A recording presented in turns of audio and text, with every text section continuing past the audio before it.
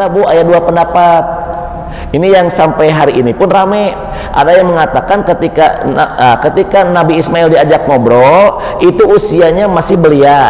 Ada juga yang mengatakan itu Ismail itu sudah jadi nabi, karena sudah diajak ngobrol, jadi sudah matang otak nate gitu. Nah kemudian Pak diajak ngobrol, nah sini papa mau ngobrol sana. Aku teh bermimpi untuk menyembelih engkau, bagaimana pendapatmu? Maka Nabi Ismail berkata, Pak laksanakan Pak, iya perintah Allah teh, mudah-mudahan engkau mendapati aku seorang yang sabar sana gitu. Nah terusnya Pak Ismail teh ngobrol, Pak kalau emang bapak suatu saat mau menyembelih aku, tolong Pak ya, maka pakaikan aku pakaian yang putih.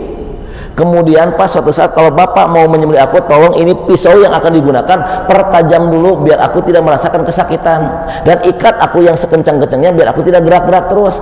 Dan apabila suatu saat bapak kemudian mau menyembelih aku, tolong tutup aku Pak. Kalau bapak tidak menutup mata aku, maka bapak tidak akan jadi.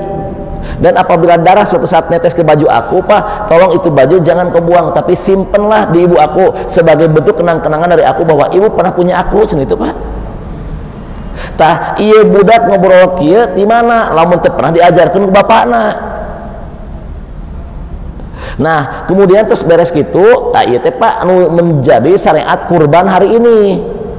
Jadi orang bade kurban teh kahiji sapi yang mau disembelih teh jauhkeun ti jelema. Urang mau ditonton ku sararea jadi sieun. Ini apa tadi tutup mata teh artinya naon? Jangan sampai orang yang lain tahu atau hewan yang telah mati jangan kelihatan oleh hewan ini.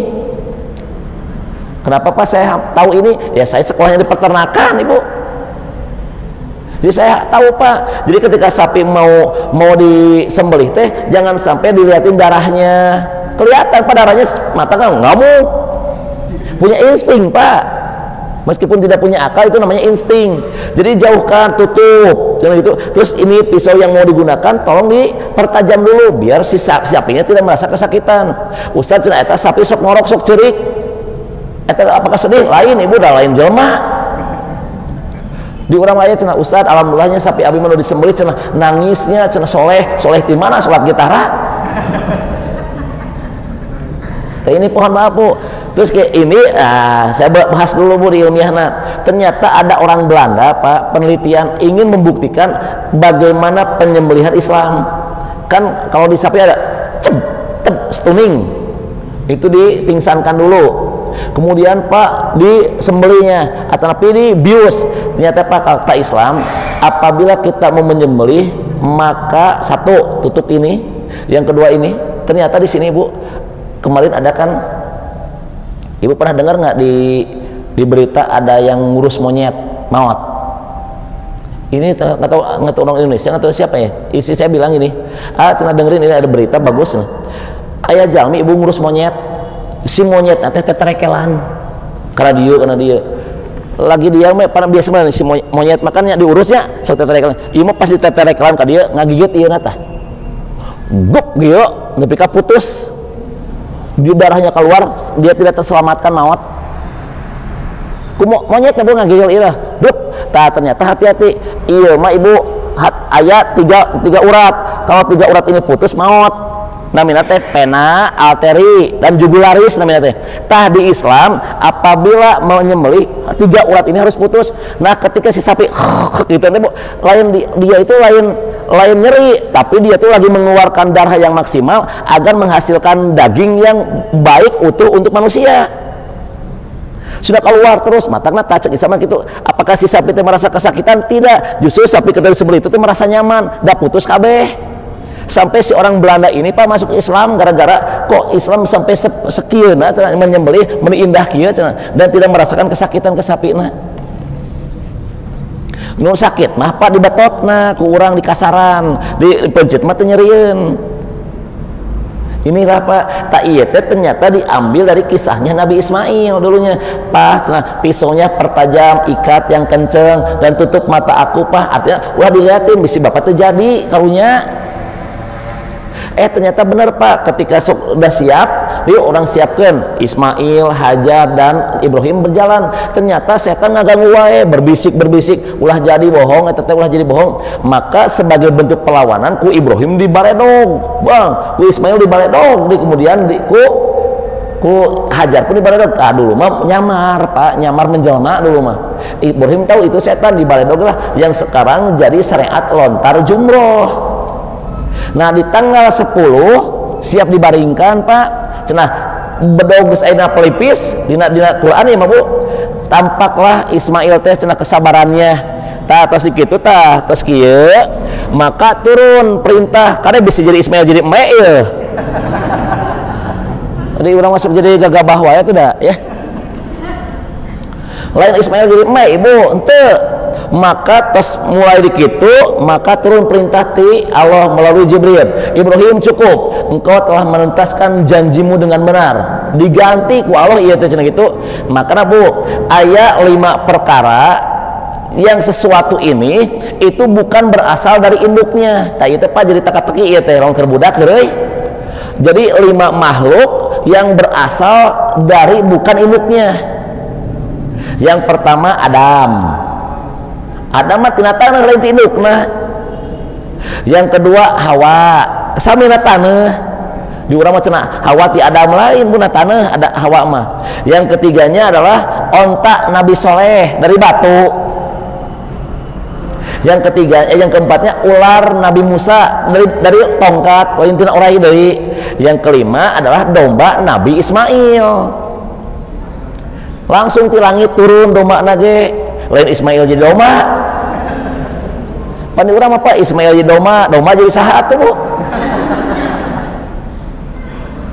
Nah itu Pak, ketika turun ieu domba atos kata Allah teh, Allah telah mengganti sesembelihan dengan yang terbaik. Sok berapa pencit pan Ismail nage teu maot Ibu.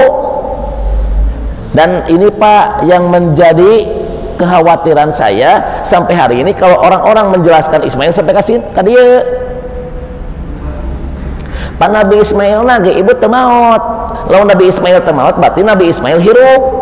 Kalau hidup berarti menikah. Kalau menikah nanti punya anak. Kalau punya anak nanti punya keturunan. Keturunannya siapa? Rasulullah bersabda, para sahabat tahu nggak saya ini siapa? Kata Rasulullah, aku ini keturunan dari 2 orang yang dulunya mau disembelih. Siapa yang pertama? Bapakna Ibrahim, bapakna Abdullah. Yang kedua Ismail. Apakah benar Abdullah dulunya mau disembelih? Iya. Kata Abdul Muthalib, kalau saya punya anak laki-laki 10, maka aku 1 akan berikan ke Ka'bah, akan saya sembelih, korbankan ya gitu. Benar pas 10 datang Abdullah teh, maka dikocok.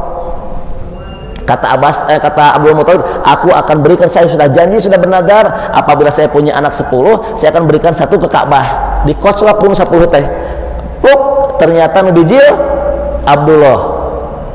Kocok deui. Pluk, nubijil Abdullah. Tah, kata Abdul Muthalib, udah ini emang harus disembelih gitu Pak. Nah, ketika mau menyembelih Abdullah, maka terdengar berita ini ke Quraisy bahwa Abdullah akan menyembelih anaknya karena dia telah bernadar kalau punya 10 akan dikorbankan 1 di Ka'bah, yaitu anak laki-lakinya. Terdengar, maka orang-orang Arab protes, wahai Abdul Muthalib, engkau itulah sebagai pemimpin kami, apa kebanggaan kamu kalau kamu punya anak disembelih, nanti akan diturutin oleh anak-anak buah kamu. Geus cukup lagi gituan cenah kitu. Geus aya nama budak ieu tebus dan geus nadar tadi macam kitu Bu. Ditebuslah, datanglah Pak ke ahli nujum dulu mah, ke paranormal, dukun atau apa ya teh. Kemudian datang ke sana.